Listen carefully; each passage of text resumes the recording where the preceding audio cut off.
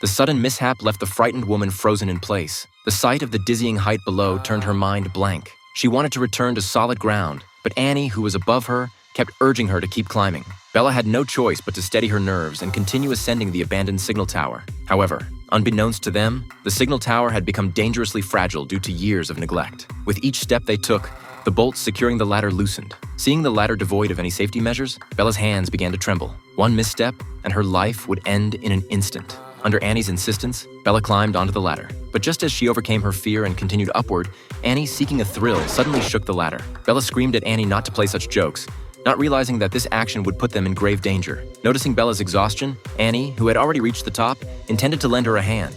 Unexpectedly, the ladder suddenly swayed, nearly causing Bella to fall. Thankfully, with Annie's help, an utterly drained Bella managed to reach the tower's summit. As they prepared to descend after taking photos, Bella had barely taken a few steps when an accident occurred.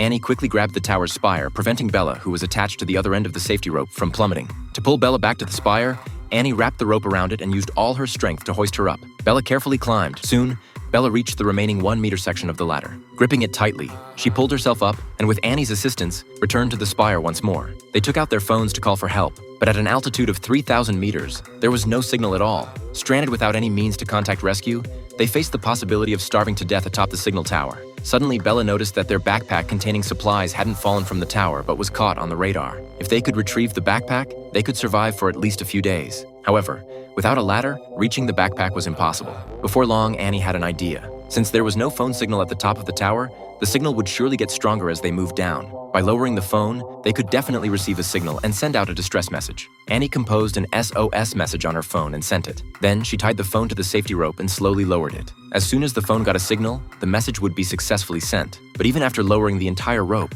there was no sound indicating the message had been delivered.